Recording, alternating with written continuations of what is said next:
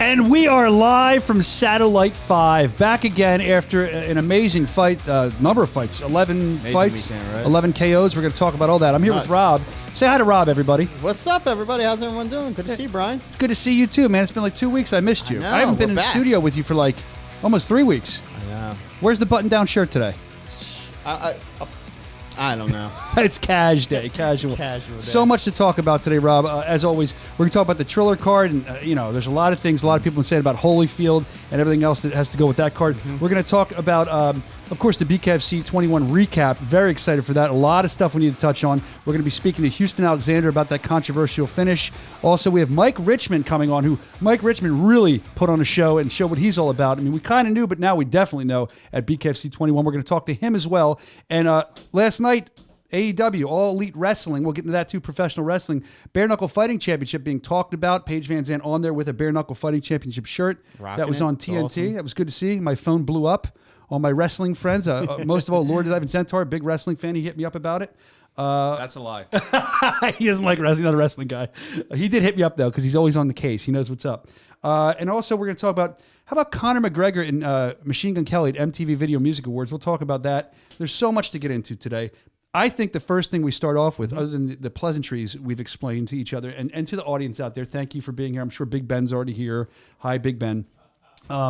And I'm sure that I can't see the chat, but we appreciate you guys and we love when you weigh in. And you know what's funny? I watch these chats when I watch the show back, and then I watch the live chat like later on tonight. So say hi to me or something, and it'll make me feel good in like 10 hours. All right. So let's talk a little bit about Triller. I did not watch the whole card. I followed it on social media. I know people were excited that Donald Trump was there. He was doing some commentary. I believe Sean Wheelock was there, our very own Sean. I love that he's getting gigs like this. Good for him. But that show, from what I could see, and I watched a lot of the clips, and I read a lot about it. I mean, I think we can all agree, even in the chat, Rob, you can too, that the Holyfield thing was kind of like an embarrassment for the guy. I mean, I hope he got paid well. I don't know what his purse was. Sure. I think Ariel Helwani put it best. We need to do something for these fighters. They shouldn't have to, at the age of damn near 60, be hopping into the ring with someone half their age. I mean, it was an embarrassment. Listening to Evander Holyfield even speak in like the pre-interviews, a lot of it didn't make sense. Yeah, that's what they're saying. We have to do better. It's we have to sad. do a little bit better. Do you think that, I mean, at this point, it's not just boxing needs to do something for guys like Evander Holyfield. I think it's Triller continues. They need to do something as well because they're becoming, in my estimation, almost bigger than boxing is now, Triller, with their fights. You also have to look at the sanctioning body that says, you know what, we'll let this person fight. Come on, he's 58? 58, I believe. 58. You're letting a 58-year-old fighter get into the ring. I can understand the whole Mike Tyson, it's an exhibition style, so they're not going full-fledged, not looking for the knockout. I mean, Vitor Belfort came in and he knocked him down. He was looking for the knockout. He was swinging for the fences. Yeah. And the dude is jacked, absolutely jacked.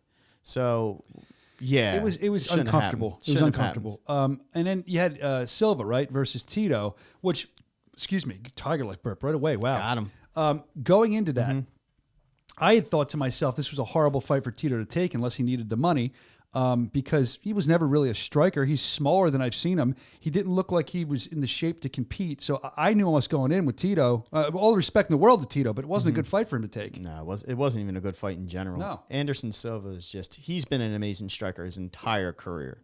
And he just made him look like an amateur, made him look like the fighter that he is. Tito Ortiz. Why? Why would you take the fight? Does he need the money, or does he want to test himself? Has he just missed being in the limelight? Why? If you know that and I know that, does he not want to admit it to himself? I mean, I'd love to hear in the chat as well, but what are your thoughts on that? Why? Dude, I think it's the same reason. You go in front of those lights, you go in front of the stadium, you get that adrenaline rush, you don't want to let it go. Who wants to feel young?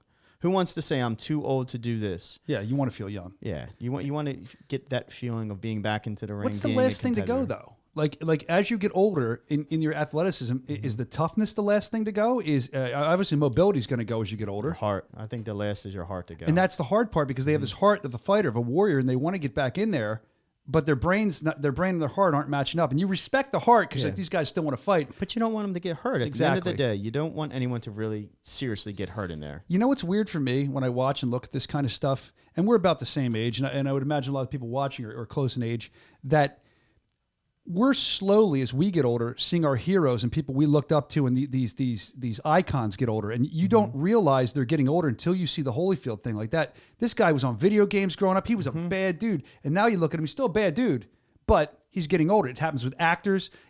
People pass away, and you're like, where are all my heroes going? What's happening here? It's a very strange feeling. It is. Where you looked up to these people. They are your heroes and idols, and they're indestructible. And then all of a sudden, you're like, wait a minute. They're real people. They're real people. Yeah, it's crazy, right? Yeah. But we need to do better. We need to do better for the fighters. We need to look out for our heroes at the end of the day. At some point in time, we have to become the hero. So we have to step in and say, you know what? I think there's better options for there, and I think that fight was it was a joke. It was a poor fight. It was a joke. Poor fight. All right, let's move on from that. Talk about next. Let's talk about something near and dear to my heart. Last night, as I was getting ready to go on Mission Accomplished show, shout out to those guys. It was awesome. Thank you for having Chris Lytle and myself. I was getting texts. I was being blown up. Evan, because he's always in the know. Jeremy, who works with us. My friend Will from college. Everybody. Apparently, there was Bkfc mention on AEW, which is All Elite Wrestling. Buddy. Yeah, and it's on TNT. Very highly rated. A lot of wrestling fans loving it. I don't know because I didn't see it. I was waiting to get on for my interview, but I know Paige is wearing a bare knuckle fighting championship shirt. I dig that. I know awesome. Austin Vanderford was in the ring with her from Bellator. Of course, they're married. Dan Lambert from ATT there as well. They seem to be doing some kind of thing where the quote, and I love pro wrestling, but the quote, real fighters are coming in to expose these fat losers and, make fun of the crowd. They be the bad guys. Yep. So I guess they're going to do some kind of match coming up next week. But I'm intrigued, and anytime BKFC can get on even more of a national stage than we are, I love it. I love the promotion. I think wrestling fans would love BKFC too if they sample it. I really do. I think so as well. I've been a wrestling fan since I was young. I've been a boxing fan, a combat sporting fan. And you don't have to be, a diehard fan if you're like, hey, I love UFC and there's nothing else in existence that I like.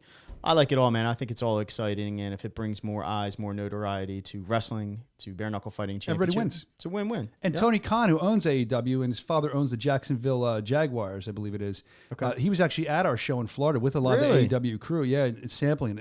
Dan Lambert was there, Tony Khan, The Big Show, all the AEW guys. That's awesome, man. Christian, if you know him. They were all there hanging out. And I love that because it's this camaraderie between combat sports.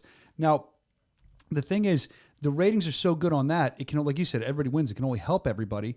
But I think that, like you said, you don't just have to like UFC or bare knuckle or wrestling. Matter of fact, Mark Coleman, one of the baddest dudes we've ever seen. Oh, yeah. I was talking to him afterwards, after the fights, and he was a pro wrestler in Japan. He was talking all about that. He loved pro wrestling, and he has a deep respect for it. It's cool to hear that from a true fighter.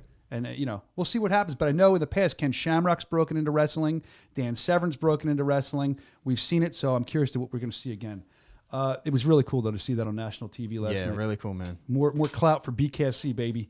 Also, I want to talk about, this kind of heats me up. We were talking about this before we went on the air. MTV Video Music Awards, which, does anybody watch that anymore? Who cares? Hold on. How can MTV, the acronym Music Television, a channel that hasn't shown a music video in damn near 20 years, putting on an award ceremony dedicated to music television? Yeah, What do you watch? Come on, What do you even see them? And the best part is, I was never MTV. I was the box. If you don't remember the box, look it up. It was music you controlled. Do you remember that? Yeah. You would call in, they'd scam you. They'd say, pay $2 and we'll play your video next. They weren't going to play your video next. The box.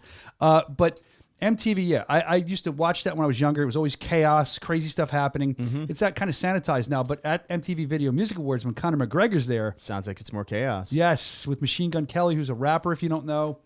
I've interviewed MGK a couple times. Nice guy, a little crazy, a little off. Likes his moonshine. Okay. And he told me stories about that. But they had some kind of scuffle. Now, were you watching? I'll bet you were watching. Glued. Nah, I definitely wasn't watching that, man. But, anything combat sports, it hits the airwaves. So apparently the initial thing was Conor McGregor wanted a photo with MGK. MGK turned him down. Love it. So that was the initial. But apparently things got vetted. And Conor McGregor apparently slid into Megan Fox's DMs or some kind of drama with that. It looks embarrassing though. You're a fighter at a VMA. You're a legitimate fighter with your wife. Yep. And you throw a drink on some rapper or artist for whatever reason. Like, what are you gonna do? Fight him? Rob. I mean, you punched an old man at a bar who refused your drink. Grow up, dude. Conor McGregor, grow up, dude. Seriously, Maybe we should man. fight Rob. Rob, in all, if you think about how this is going, right? I got to wonder if that wasn't set up by MTV for publicity. Let's look at business here. The way Triller, we were just talking about, all this craziness is going. You're seeing fights be built differently. You're seeing younger people and even older people enjoying how fights are being built differently. That's kind of the in thing now more than it's ever been. So, I mean, they did that years ago with, I think it was Tommy Lee and Kid Rock. They got into a fight over like Pam Anderson or something. Yeah. So I wonder if that wasn't staged. Who knows? Sure. To get some, and then, Conor, who knows where Conor's heading next? He's got to keep his options open. I mean, dude, we got to keep Conor away from the booze, man. When that man is making, I'm Irish, and he's making us look bad. Every time he touches a thing of alcohol, the shit just goes crazy, man. Throwing drinks, punching people at the bar.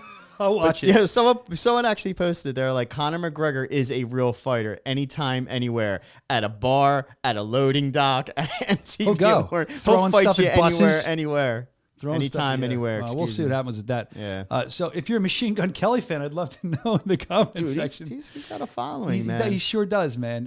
But that guy, you got to respect him versus Eminem, though. That's the whole. Did you ever hear that diss song Eminem did against him? I forget the name of it. You just don't talk bad about Eminem. Dude, I'll destroy here's why I don't want to go deep down into this. But here's why you Mathers. love Eminem.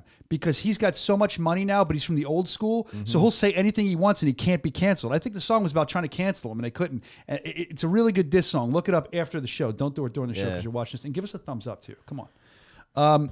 So that was the MTV Video Music Awards that we both refused to watch. But you see the good stuff on Twitter anyway.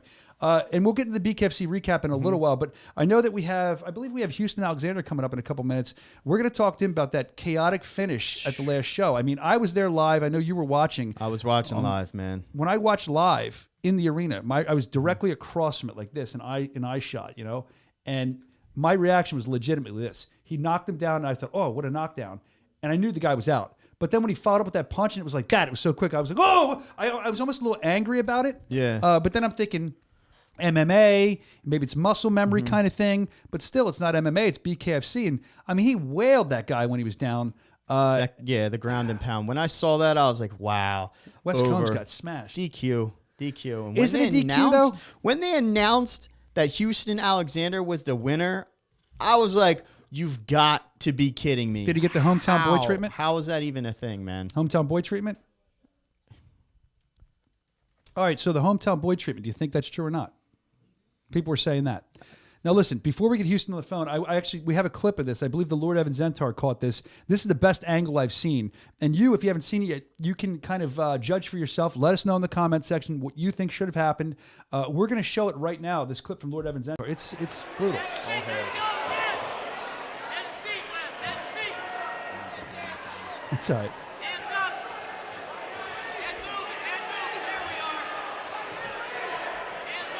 I'm going to show the whole fight, I guess. Ooh! That was sick. That was not Lord Evan Zentar. That's from the broadcast. You can see it in his eyes. He's gone.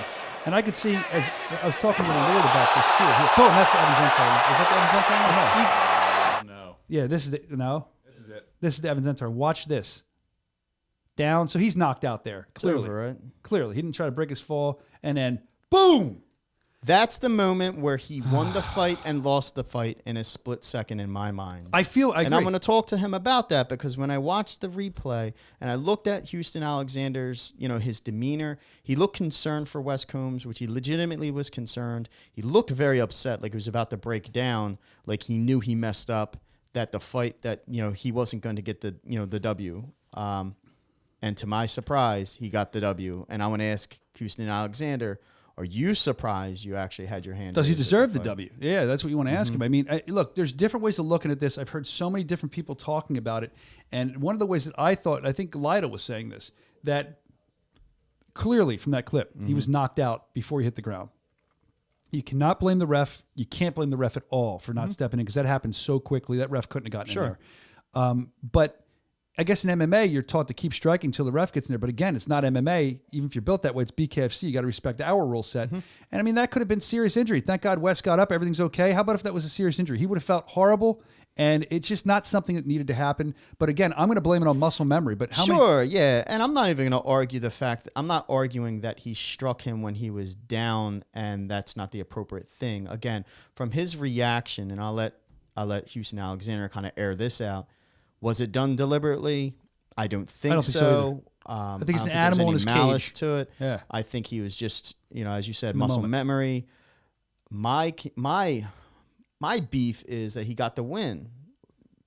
Well, he had, but I think the argument is he had the win when he knocked him cold, and then you're saying should have gotten the win taken away for continuing. So what's the difference? He punches him, he's down, then he knees him, he elbows him. I agree. No, I'm not saying I don't agree mean? with you. I kind of agree with you. I was kind of angry when I saw it, but as I examined it more and I listened to people talk, the truth is he did beat Wes Combs with that first punch, but he should have had taken away. What about like a no contest? But then that's. Well, we just had something similar. I know, happen that's with the hard Melvin part. Gallard. Melvin Gallard got DQ'd, and to say it's not as egregious, it wasn't as obvious.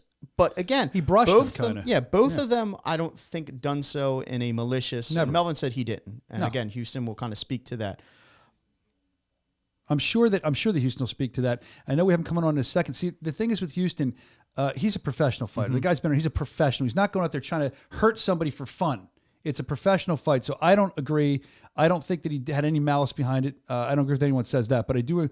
People have to be held accountable. And for Melvin Gallard to graze that guy's face the way he did, and Houston to kind of just smash him, I mean, that's something that needs to be addressed. And it's cool that we have Houston on because, again, I've spoken to him off the air. He's a wonderful dude. He's a great dude. I don't see any kind of reasoning he would have done that other than muscle memory. What do you think in the chat? Let us know. I mean, this has been a conversation we've been having all week about this. What happened? I know you're pretty set on what you think. I want to hear what people actually think. If you were the ref, What'd you do? Yeah, you were the ref. You saw it. I guess the ref's stance is that he was knocked out. The fight was already over, so the second blow was irrelevant. It was already over. Now, okay, do you then DQ him? Is it a no contest? What is the proper call? And maybe he did do the proper call, but in my mind, he lost the fight. That's Here's my the opinion. thing. That's your opinion, but the thing I would hate the most, other than to be Wes and getting smashed like that, I'd hate to be a ref. I say this. I say it to the refs all the time. I was talking to Andy Glenn about this. Andrew Glenn, to be a ref, you're probably mentally taxed by the end of the night or even by the middle of the night, all these fights you're doing, and you ref all different disciplines. It's not just bare knuckle. A lot of these guys ref a lot of different things. So they have to kind of turn their minds different ways as well. And by the time you're done to be a ref, I just don't know if I'd want to do that. I could be the biggest fan in the world. It's too much pressure, man. I wouldn't want to do that. I wouldn't be responsible for that. Not at all. Yeah, because all you do is catch beef all the time. It's like a teacher. It is. Whatever you do, you're just never good enough. We're a show host. That's where we catch our beef too. You're just never good enough, no matter what. I think Houston Alexander's in our virtual green room here on Satellite 5 where we're live to you. Let's go to Houston. Houston, you there, man? There he is. What's up, dude? What's up, fellas? What's going on? How you doing, man. buddy? Good to see you. Good to talk to you. I'm doing fine, man. I'm at the tattoo shop right now. You guys are interfering with my tattoo. What are you getting done? I'm getting a Smurf. No, you're not. Are you really? Where? I am not getting. Oh, I was excited. I don't look like the Smurf type. No, that's why you shocked me. Hey, guys, say hi to Jennifer. Hello. How are you? She's doing my tattoo today. Are you actually getting the tattoo as we speak to you? I'm literally getting a tattoo. That's awesome. Hey, I'm literally getting one right now. Well, let's talk about the little segue here. Let's talk about Wes Combs. I mean, you tattooed him right on the button, man. He went right down. And I know Rob has a lot of questions about this, as do I. I'll let Rob lead it off because he's been chomping at the bit to talk to you about this. Houston, I'm gonna hop right in it, man. I'm gonna let's rewind the fight a little bit. I heard you guys talking a little bit. Okay, let's rewind it really fast. All right, after the first blow and you went down for the second, was it done deliberately? Was it muscle memory? What was going through your head on that second shot? Well, now obviously it was muscle memory, and obviously, from anything previously done, I've never did anything like that, unless it was in an MMA fight. So bare knuckle was fairly new, and again, if fighting, and at the end of the day, we can all talk and try to analyze and do all these things that we do on social media and on news programs, et cetera, et cetera. At the end of the day, it's still a fight, and there are rules to what we do. That's the difference between being a professional and fighting in a bar. So, I truly understand, how some people feel. But if you see and know my character, that wasn't intentional. You can tell by the way I reacted after the fight, and no one knows the behind the scenes with I was in the locker room with Wes. we made sure he was good, and we made sure that I think the ambulance came and got him and made sure he got up to the hospital good. Cool. So it was nothing intentional, man. But in the heat of battle, in fighting, it is. It is what it is. And I take full responsibility, but I'm not gonna hold back from fighting. It's still a fight at the end of the day. Okay. Yeah, you did look visibly upset after that second shot, and it looked like you kind of were talking to yourself. You were talking to the corner a little bit. Now, when it came to the decision and you got the win, did that surprise you, or did you expect that? No, it surprised me, but here, this is what was explained to me, that the refs that we had were some of the best refs in the country, and what was told to me that the refs that we had in this situation was undeniably some of the best refs possibly in the world. That's what was explained to us. Mm-hmm. So if the ref called it how he called it, I accepted it, and whether it was for Wes or for me, like I said, I'm a man who takes responsibility. And if that was the case, that was the case. But we just happened to get lucky. And sometimes I was told through coaches and through other individuals, sometimes half of it is skill, but the other half is just being lucky. And a lot of times I've not been lucky in fights. So I guess we just got lucky.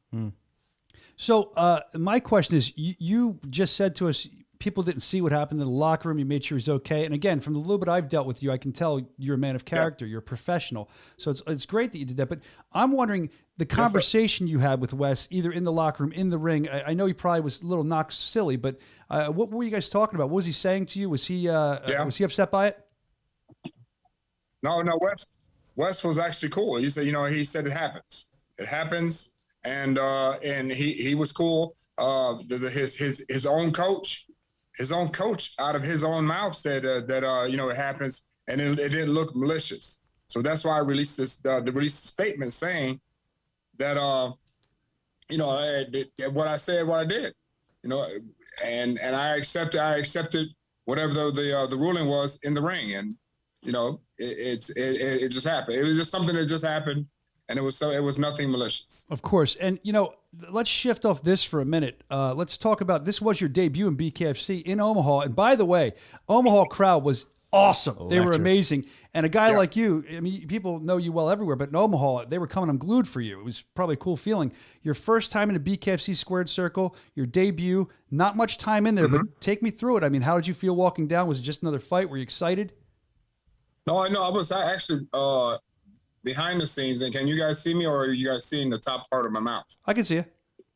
Okay. Well, being in that situation, especially with bare knuckle, I think it was pretty exciting to see those types of fights for the first time, especially sanctioned.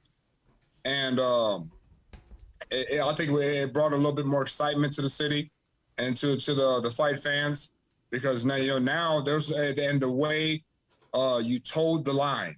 I really like to toe the line in the bare knuckle championship, because there's no running. As I said before in the beginning of the interview process, with the organization, there's no running from your opponent. You can, there's no hiding from a person, and so I think the whole experience with bare knuckle was incredible to me. So from the start to finish, and for the fans to get something different, because everyone was excited, from the audience to the fighters, and in the back room while I was getting prepared, I was watching everybody fight, and I just saw a lot of people getting their ass whooped. That was the card, man. And what I heard, this is the first time that that in any city that all the fights ended in knockouts. Yeah, 11 fights, 11 KOs. It was pretty incredible. Yeah. I couldn't believe it. There you go. Hey, that's Nebraska for you. I hope we go back to Omaha soon. Again, the crowd was great. The building was fun. Everyone was just ready to go, man. Omaha's it. They were great. Yeah, what an electric crowd, and what a great performance. All things being said, Houston, what's next? When can we hope to see you again? Are you coming back? Yeah, I would love to come back, man. Again, I think bare knuckle is that's my cup of tea. How do you think we all started off? We had to start off in the playground somewhere. Yeah. So, bare knuckle, I got hands for it, man. And again, I think I was built for bare knuckle to a certain degree because I don't run. I move forward and I just enjoy the fact that we don't have to have gloves on. For some reason, I feel lighter. I feel lighter with no gloves on. And this is the first time I ever competed with shoes on, fellas. So there's no stepping into punches, with shoes on. That brings another type of velocity to your punches. Yeah, some more torque behind it. Mm-hmm. Again, I hope to fight again for the organization. So it's cool, man. I hope they bring me back. But with the thing that happened with Wes, there's something the coaching staff, we all talked about, and it's something that we got to make sure as professionals it doesn't happen again. Now, is that to bring you back? I don't know. You would know better than I do. Is that a BKFC decision? Is there any problems with the commission? Have they said anything to you? No, I haven't spoken to anyone yet. Okay. But I'm sure. Hopefully, we'll hear from them soon. I just want to. So again, hopefully we gave them a good showing. Even before the second hit, I thought we gave them a good showing. No, I think you did too. I just enjoyed the whole card. I enjoyed seeing you, and I want to throw one more thing in here because the fans online they tend to be armchair quarterbacks, as do we. It's fun to do, but a lot of them are blaming like this decision. People that feel that it was the wrong decision, those that do, are blaming BKFC. At the end of the day, it's a commission decision. It's not us. It's not BKFC. It's not Rob. It's not you. At the end of the day, it was the one of the best refs in the world making the decision, right? Yep. So he was, and I'd hate to be that ref. I said I'd hate to be that ref, to be stuck in that spot. You know what I mean? And I looked at him. And he said, this decision was made. Live with it. And I talked to the doctors afterwards, asked them to, and I talked to everyone afterwards. They said, hey, it was a decision was made. So guess what? Guess what, fellas? We got lucky, and sometimes half of it's skill, half of it's luck. Yep. Well, I could tell you this: skill, luck, anything. I wouldn't want to be on the receiving end of a Houston Alexander punch. I wouldn't even want to catch the. I wouldn't even want to catch the air from it. It would knock me out. We appreciate you taking the time to come on today, man. We can all be armchair or that type of armchair quarterback at home, and we all have our opinions, and I respect everyone's opinions. But at the end of the day, fellas, it's still fighting. Yep. Absolutely. 100% right, man. You can call it what you want. It's a savage situation in the first place. It sure is, man. And actually, we're excited to see you come back and see you're fighting again. So hopefully that happens soon. But man, go get your tattoo. I'm sure you're getting a BKFC tattoo or something. Go get your tattoo. And I was thinking about getting My Little Pony now. Papa Smurf, My Little Pony, Rainbow Bright. Thank you for coming on, Houston. We appreciate you taking the time, man. But fellas, I appreciate you having me, though. And again, shouts out to all the fans and for the Bare Knuckle Fighting Championship for having me, man. Even though there's some good and bad with this gentleman, this happened, but I think it still brought more attention to the fighting organization itself. Whether and any publicity is good publicity, from what I understand. No, I agree with that. It gives people something to talk about and to really sink their teeth into and debate like we're doing right now. Houston, go get that tattoo, man. Go get your Rainbow Bright or whatever you're getting. Enjoy, okay? I appreciate it. I appreciate it. Thank you, brother. Thanks, Houston. Very cool. So we have a lot more stuff coming up. We have Mike Richman on the way. We're going to talk to him after his, I didn't call it impressive. It was uber impressive. It was super duper impressive. It was amazing performance. Godlike performance. We're going to talk to him around 12:40-ish. But right now, and we also have to recap the show too, we're going to break. And I'm going to break by doing this. I haven't done this in like weeks, so I get excited. Ready? Watch. Bare Knuckle Fighting Championship brings the world's most exciting combat sport to Montana. Live Saturday, October 9th, it's BKFC Fight Night. In the main event, combat sports legend Joe Riggs collides with the always dangerous Melvin Gallard. Plus, watch other bare knuckle fights featuring Taylor Starling, Christine Faria, Tom Schoaf, and many more. It's Bare Knuckle Fighting Championship, Saturday, October 9th. Available on the Bare Knuckle TV app. Download it now at bkfc.com. Tiger Life is not about race or religion, black or white, young or old, male or female. It's not about where you live or where you're from. It's about finding your why in life. Tiger Life is a way of life. It's a purpose, a light, the future. We all have a story to tell, so let's tell it. It's time to be heard. Just remember, we may not be able to rewrite our story, but we sure as hell could change the ending. Tiger Life. Energy never tasted so good. Tiger Life. That was good, man. That guy who does the voice, I don't know how he gets his voice. Bare knuckle fighting championship. I don't know how he does that. Must really harm his voice to cut all those voiceovers. That guy's got some talent. The producers whisper things in my ears. All right, so I'm excited about Montana. We've never been to Montana. I know you are. We were talking about this as it was rolling. It's always cool to open a new market like we just did with Omaha because we don't know what we're facing. We've never been there. So now you don't know what the crowd's going to be like. Is it going to be a pin drop? It's going to be so quiet, but Omaha wasn't that way. Not at all. It never seems to be that way. So I think Billings will be no different, especially with some of the good fights we have on there. And we're going to get to that, we said a little later on. After we talk to Mike Richman and stuff, but I can tell you, BKFC Fight Night, Billings, Montana, bkfc.com to get your tickets if you're in the area. And if you don't have the app still and you watch this show or you listen to the show on Spotify, why? No reason. $4.99, bkfc.com, Tiger Life Burp, I'm sorry. Only $4.99 a month. Includes live pay-per-view events. We have to really, really, really put that out there because people think it's $4.99 for the pass, plus you have to pay an extra for the pay-per-view. It's $5. Includes a live pay-per-view event for your month. Dude, when I was a kid, 2 or 3 of them. Even sometimes now, but when I was a kid and I used to buy pay-per-views, but again, with big fights now, you're paying like $80. You're paying less for a year of the app than you pay. Think about that for one fight. And you're getting, right now, I mean, we're doing more and more shows. We're doing more and more content on the app with the Lord Evan Zentar. He's the content director. He's throwing stuff up there. I did that, Evan, because I want you to flex your. I know this is your chance. Flex your muscles, please. Go ahead. I know you want to do it.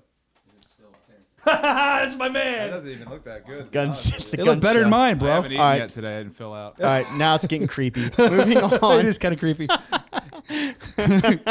Okay, anyway, so that was weird. But I like to give him a chance. The guy works so hard. Awesome. I mean, we're at these events. He's doing content with everybody. They all are. And I want to shout the crew. Editing. And then he's going to the gym at 7 a.m. and I'm waking up at like 8 and I'm all fat and, oh, hey, what's up, man? You went to the gym already? Yeah. And I also want to take a second. I did this the other night, but to thank everybody. I mean, you forget the people that make this show go behind the scenes. That squared circle takes hours. I don't know how long, but hours and hours to put up. And these people are working almost when we're on the flight home.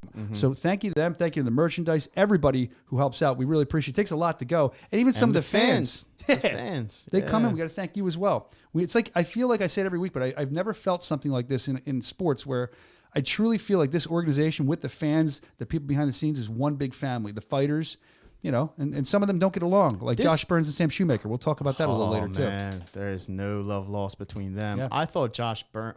You want to get into that? You're going to wait? Hot take? It, man. I'm going to save that to the end. That's his hot take? Yeah. We got Richman coming on any minute. I don't know if he's in the waiting room yet, but I know there's a lot of other stuff like with Richman that we can talk about. But first, before we get to him, we have to unpack... Let's break down a couple of fights. But wait, we have to unpack Houston and what we just saw with him. I mean, I'm a believer in what Houston said. But now that he's not on here and we can talk real. Like, really, did you believe him? I did. Oh, yeah. He's a sport guy.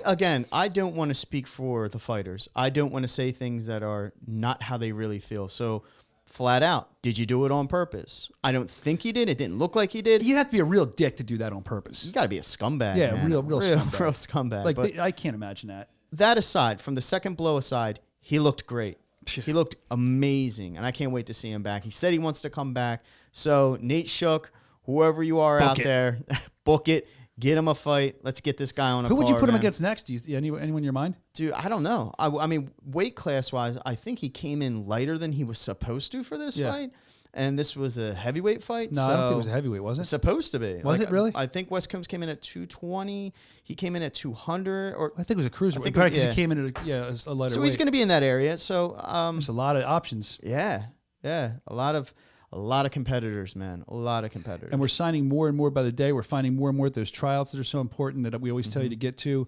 And that's the way you're going to get on these cards. If you're not this insanely well-known fighter, the tryouts. We talk about how great they are all the time. You can find out more about our next tryouts or whenever we're doing them at bkfc.com.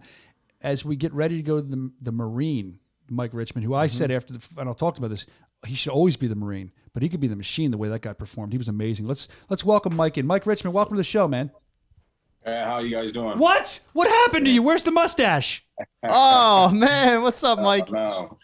Holy. No, you know, the mustache is kind of like, that's like my thing for the fights. You know, when I know a fight's coming up, I'll grow out the beard and then I'll shave the beard and then I'll keep the mustache. It's kind of like my, you know, my Batman outfit. It's like Rocky IV when he was to trigger. Russia. Yeah, you grow the beard in and you get ready. But I tell you, if I ran into you on the street, I don't know if I'd know you, and I know who you are. The mustache is like witness protection. Yeah, it's a lot different. Yeah. Yeah, well, I just wanted to address that because it blew me away. But congratulations on it's not even stellar. It's not even amazing. It was perfect. It was an incredible performance. We were talking about this earlier. I mean, Dakota Cochran, no slouch. And you came in there in his hometown and just owned him. You owned him. And I know from what you said in the post-fight with me, as you should, you're confident, you're very good at what you do. You pretty much expected that to happen. You know, you can never tell how a fight's going to go. But I think that you said you're pound for pound the best fighter in the world. So we're going to talk about that and a little more today. My first question is, I thought, maybe I'm nuts, I thought your fight was going to go longer than that. I thought it was going to go 4-5 rounds. I thought it was going to be a steady fight.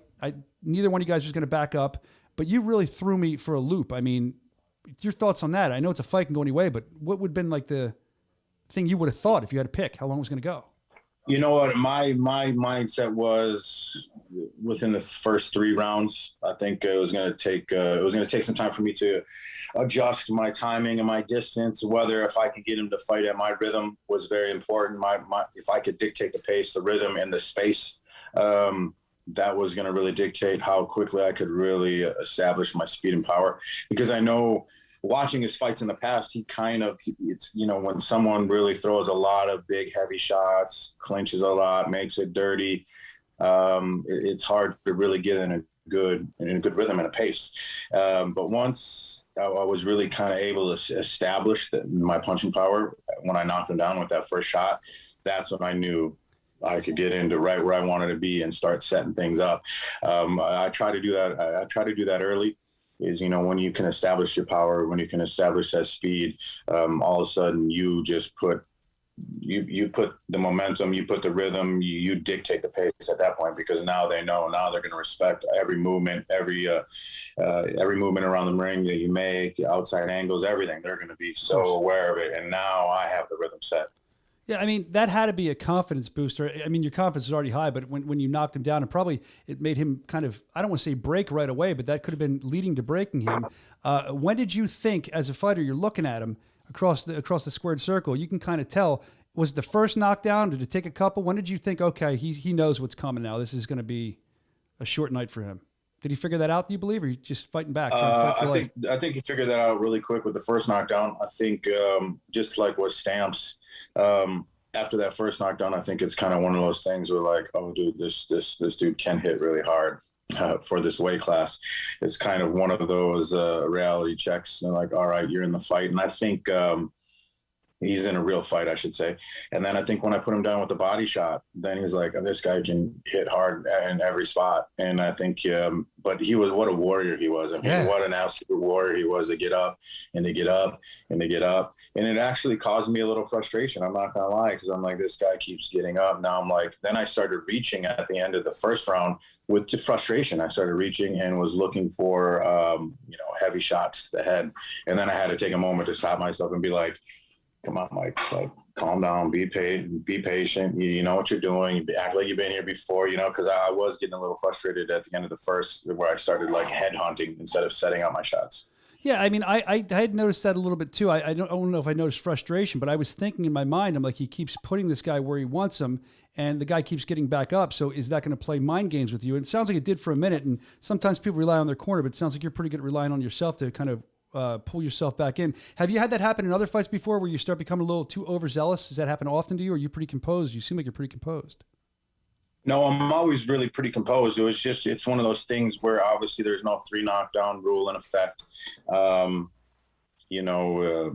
So there was that, which I'm fine with. You know, they want to get up and get up and get up. But, you know, the first body shot I ripped right to the liver after he got off out of that one. I was surprised at that one. And then the second one was like right in the solar plexus. And the third one was right in the solar plexus. But they were some heavy shots to the body, and he kept getting up. And like I said, I had to just kind of recenter myself. And I was very surprised he kept getting up, but it hasn't happened to me in the past. I haven't had many situations like that where I knock someone down 4 times in one round and they keep getting up. So. And Mike, you beat Marcel Stamps. He almost went the distance and arguably could have won the fight versus Joey Beltran. You made that look easy. You beat Dakota Cochran. You knocked him down 6 times. He beat Chris Lieben, Johnny Hendricks, Tyler Vogel. Yeah. You made that look easy. What's next for you? What's next for Mike Richman? You know what? In all honesty, yeah, I get jacked up a little bit with verbalization. You know, after my fights, I don't overly jump around and get excited and go crazy, but I did get, you know, a little excited with what I was saying. I do still want to fight for the title. I really think I should be fighting for the title. I know there's a lot of naysayers. I mean, I wouldn't say a lot. There's some naysayers out there that don't think that I should fight for the title just because I only had 2 fights or 2 wins with Bkfc. But if I'm not fighting for the title, then I should be fighting a number 1 contender or someone with a high-end fighter with good name recognition and a good name value. That's just what I think. I mean, we want to sell great fights. We want to put on great Mike, shows. let's hear it. Who is the big name value that you want to call out? Who would you like to fight next? If not for the title, who is the big name you want? I hope it's who I'm thinking, because I'm excited for this fight if it happens. If it's not for the title, who would I want to fight? You know, the top guys up there that, you know, that have good, you know, that have some value with their name and they're up there as far as the rankings or whatever rankings. I mean, there's different rankings out there which are irrelevant to me. You know, I think Julian and I would be a really cool fight. That's the one I want to see. That's the one I think would be an exciting fight. I was actually, I don't mean to cut you off, but I was hoping you would say that, and it makes so much sense because of him and Thiago. They had that war, and I just think, and then the next step's Thiago. That was the one I was talking about that I was excited about. Dude, Yeah, great that'd fight. be really. It'd be a really good fight, a really good entertaining fight. It'd be another opportunity to me to kind of stamp and showcase myself again. I know we're managed by the same guy. I have respect for Julian. He's a banger. The dude just loves to get in there and scrap, and I love that. You know, if Diego ever wants to, you know, get down more than one BKFC fight, you know, that'd be kind of a cool fight to take him at 175. You know, the Bostic, you know, I know Julian beat him, you know, he'd be an entertaining fight to fight him. You know, guys with talented fighters with good name recognition, it's something for the fans to see. You know, people want to know who they're watching, and they want to see great, exciting fights. But, you know, outside of that, my gut, my initial feeling is I'm fighting Thiago for the title, or, you know, I think Julian Lane and I we should be the number 1 contender. Yeah, I think people are clamoring online. I was watching about they want to see you and Thiago. Some, like you said, are also saying, "Wow, he needs more fights under his belt." I was actually on a show last night talking about this. They asked the fight that I'd want to see made most right now. It was you and Thiago or you and Julian, and I'm glad you're down with that as well. But there's so many people that you being in the fight, watching how you fight. Getting to know you more, you're going to be an exciting fight. I mean, you just go. You have this gear where you just move forward, and you look so fearless in there because it seems like you are. Yeah, I think it's a combination. It's a combination of being fearless. I'm not careless. You know, I'm definitely, I know what I'm seeing. I have great vision. I know how to set up counters. I know how to draw people in. And I know how to stay engaged in the pocket, you know, which is a dangerous place to be, but I'm very comfortable there. And I want to say, you know, I hate coming off arrogant. I really do, as much as it might not look that way in my interview. But I'm just at a different level, and I'm showcasing another level of bare knuckle fighting, bare knuckle boxing, however you want to describe it. I'm showing another level of that is out there. Yeah. You know, there's another high level that's out there, and I'm showcasing it. And as this sport grows and grows, you're going to see more and more high level guys that can fight like I do come to the sport, and then it's going to be, then you're going to have the start of these cards. They're going to be very, very high level skilled fights from start to finish. Right now, we still have a lot of early on fights, you watch it and it's a little bit, it's just two dudes in there just got their eyes closed, swinging for the fences, and it's not very. You're not seeing much skill displayed, and there's no discredit to them. It takes a lot to get in. Don't get me wrong; it takes a lot to get in there and fight bare knuckle. But then when you can elevate it to another level of skill set, it's a pretty thing, man. It's like pugilism at its purest form. It is. And Rob and I have been talking about that for a while, how it's interesting to see how the sport is so new that it continues to develop, kind of to piggyback on what you're saying there. Mike Richman, before we let you go, last thing I want to compliment you on. I think it's really cool. You don't see this all the time. And it probably made you look even cooler than getting a win to your girlfriend when you brought her in the ring and you gave her a kiss at the end. Yeah. It was a nice moment. Thanks for sharing that with the world. Thanks for sharing your fight with the world. I can't wait to watch you fight again, man. Wow. Mike Richman, I man. appreciate it. Man. Yeah, thanks for I'm coming excited. on. We appreciate you. Yeah, Thanks, for having me, Mike. guys. Take care, buddy. Thank you, Mike. Yeah. All right, go relax a little bit. You've earned it. All right, there he is, Mike Richman. One of the scariest fighters in BKFC right now, Brian. I don't think he say that? says, yeah, he is, but he's sitting there. He sees himself differently than I do. He's sitting there saying he came off as arrogant and stuff in his interview. I don't think he did. I think he was pumped up, like he said. Mm-hmm. He seems to me the complete opposite, a guy that's calm and confident. That's what he is to whether me. it's arrogant, whether it's cocky, or whether Is it's it arrogance or greatness? Reserved or greatness. That win was amazing. So you cannot argue that. You cannot argue the level of his opponents as well. He went from Marcel Stamps, again, heavyweight, almost took Joey Beltran almost to the distance. Killer in his own right.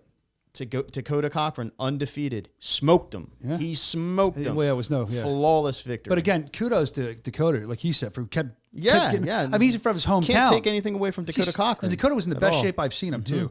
And he's in front of his hometown. I can tell you this: when I got in the squared circle to do the interview afterwards, the post fight with Mike, I kind of peeked around at the crowd. Looked at the crowd. Crowd was none too happy, of course. Hometown boy. Half of them were on the way out, but you could see the ones that were there. It was almost, mentioned Rocky earlier. It was like a Rocky thing. They had this respect for Mike when it was all said and done. More respect each fight. I mean, the guy is a blast to watch. You can see him making his entrance here. We're showing that. I mean, and that's cool too. We don't talk about this as much anymore. We didn't as much in this fight, but he's a Marine. I mean, you got to respect that. And Marines are going to watch other Marines fight. And if we can kind of take a person who served our country and elevate them and let them fight for us, I'm all for that. Matter of fact, that leads into BKFC 21 and some of the stuff we did that I want to get into as we recap that really quick. I want to start with, we've complained about this before. I've gone in about this before. Sometimes I don't like the national anthem the way it's sung. That's just my opinion. Anywhere, in any sport. But the outlaw Jesse Pringle, I believe we had him in Kansas as well. He's a great singer. And I thought what we did as an organization, it made me so happy to be a part of this organization. We did a beautiful thing. We had the color guard come out. We even reserved 13 seats with an American flag over for the brave men and women from Afghanistan who need to be spotlit. And it was just so proud to be a part of that. A 10-bell salute for them. I mean, this is something every professional sports organization, everybody should be doing. So I was proud that we did that. There's Jesse Pringle, the outlaw on screen, amazing singer. The guy apparently found out he was going to do it. I guess something fell out on a day notice or something, so he got there real quick. Yeah, he's amazing. It was great. He's amazing. That's just the start. I mean, I wanted to touch on that because I was so proud to be a part of that. I'm proud to be an American. I am too, man. I am a real American. You have to be. Yeah. But as far as some of the notes I made sitting at ringside, I mean, if it's cool, I'd like to go through them. First of all, before we get into anything, I'm wearing the OG shirt today, Shawnee Mack. Shout out to Shawnee Mack, the true OG, still the OG. What a good guy. Comes from Vancouver. I'm so dumb. When I was talking to him, like, Vancouver, do you speak French? He's like, that's the other side. I'm like, I'm sorry, I'm tired. I knew that. French Canadian. Yeah, I don't know. Yeah. Anyway. But he's super cool, and I enjoy his content. He was really in it and just having a good time. So shout out for the shirt. Thank you, Shawnee Mack. We appreciate you. Thanks for covering us. Let's talk. I guess we talked to Houston already. We talked what we had to say about his fight. Any other views on Houston's fight if we're going to do the top three? Nah, I just want to talk about Josh Burns' performance. Man, did he call it? Did he call it? He sure did. Let's talk about Josh Burns from the start of this. Not just his performance, I mean as a whole, not just the fight, because the fight was so quick. He beat Sam Shoemaker and we knew without going even in. fighting him. Sam Shoemaker's a tough guy. He beat him here. Mentally, Brian, sure did. He beat him here.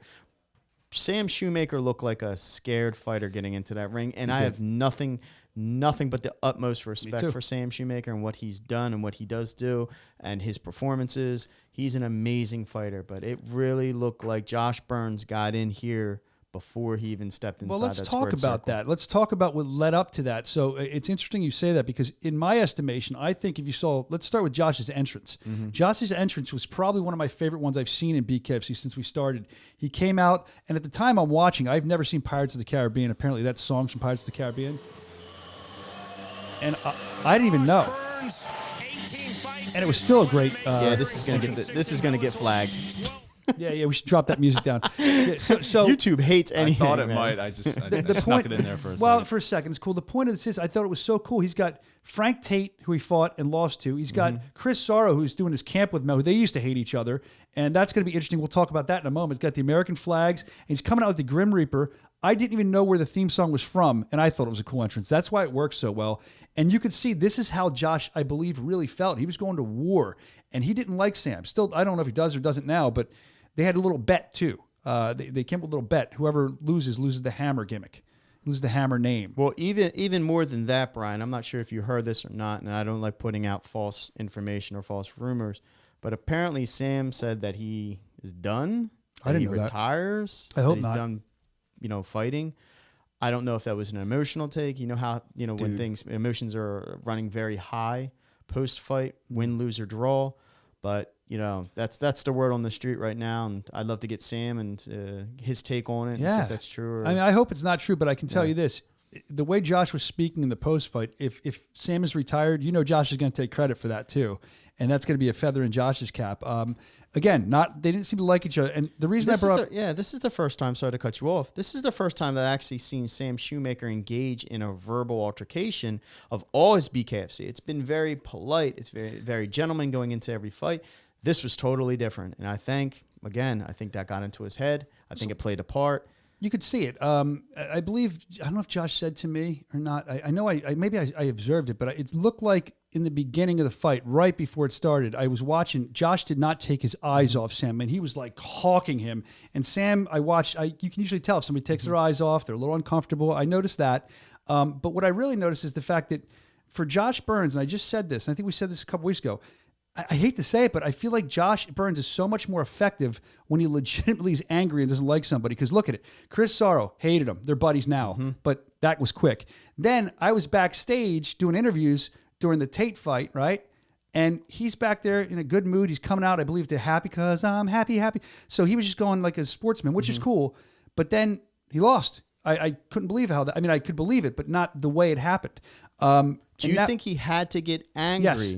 To win this fight, to really take it serious? I have something to add. I don't think he had to get angry to take it serious. I just think the emotions. Maybe some people are different in athletes. Emotions work for people differently. So it's just interesting. The two times we've seen that, there's been very quick knockouts. Now I know the Lord Evan Zentar has something to add about this, and I'd love to hear his take on it. Here's one thing I noticed that nobody's touched on. He had Mark Coleman in his corner in his debut, BKFC debut. He didn't have him for his last fight. Mark was sick. And he came back. And, Mark Coleman's got to be a huge...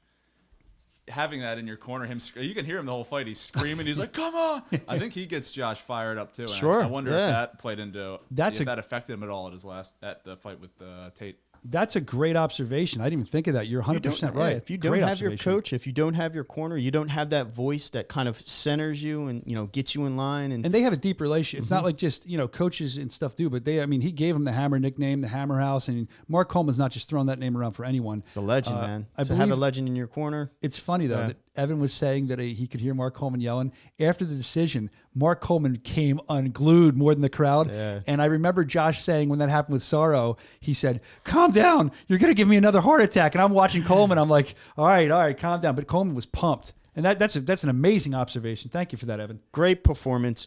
There you go. The only heavyweight to knock out Sam Shoemaker.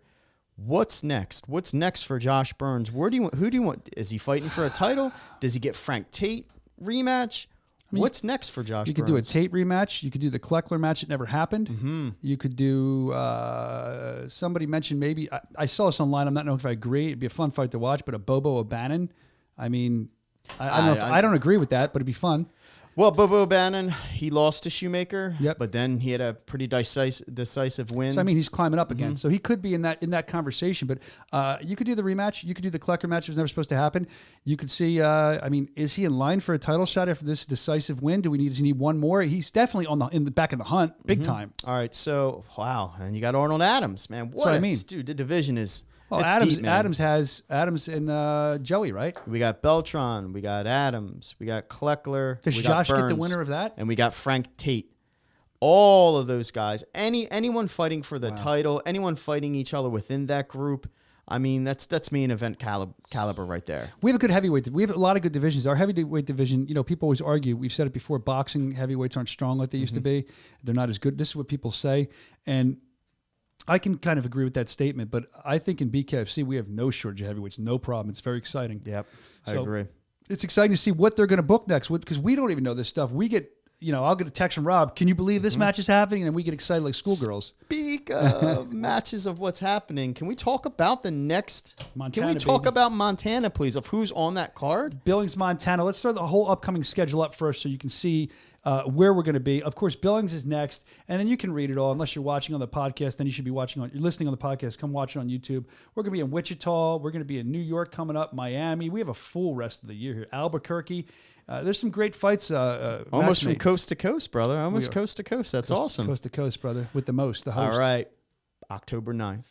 Melvin Gallard, Joe Riggs, main event. So you have Joe Riggs, who we just saw with Hector Lombard, who could have been a winner of that fight from what people were saying and from what I saw. I love Hector Lombard. You know I love you, Hector, So do but I, you were but- losing that fight. In my mind, Joe Riggs just looked absolutely crisp. Right. He looked so clean. Melvin Gallard, last fight, very clean. I don't agree to that decision. Yeah. That's going to be a stellar fight. Well, it's because you have this, as we said on the commercial, it's true, you have this combat sports legend. I was in Omaha at this secondhand toy shop really quick. Jeremy and I went because they had wrestling figures. We're nerds.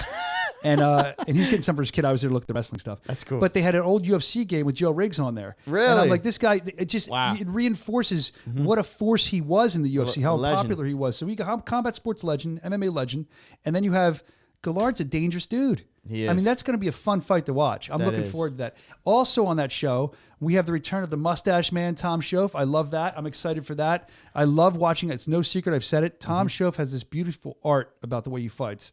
I love watching him fight. I love like watching him get ready. Yeah, you couldn't have said it any better. He's like an old school boxer. He makes this look like a true art. It's always a pleasure to watch him bang. It is. Man. He's always a pleasure. incredible. But for those of you that have also been complaining that we haven't had ladies on the card, as you say, or women, we do have that on this card. We have Taylor we do. Starling making a return, and a lot of people love her. We have I think Crystal Pittman is Pittman making her debut. long awaited. That keeps getting canceled for whatever And- reason. Oh, here we go. Hold on. and- This is the one everyone's been saying. Why isn't she fighting? Why don't you get her a fight? The most feared, the most avoided female fighter in all of BKFC, Christina Fierreira.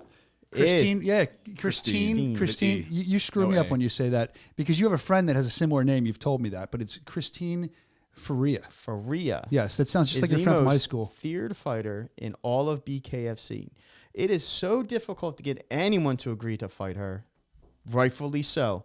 She is one of the most exciting Would and you fight electric her, Rob? fighters. Absolutely not. That's what I'm saying. That's But the she's reason. a great fighter, and I can't misfit. wait to see her back. Exactly. She's It's fun been to way watch. too long. Looking forward to that. So everyone was talking about that, and what you have to understand again, we're not the matchmakers, but from what I can see, like you're saying, if you can't get her a fight because nobody wants to fight her because she's such a bad fighter, like a bad dudette, that we can't do anything about that. But now we have someone to fight her, so I can't wait to watch that fight.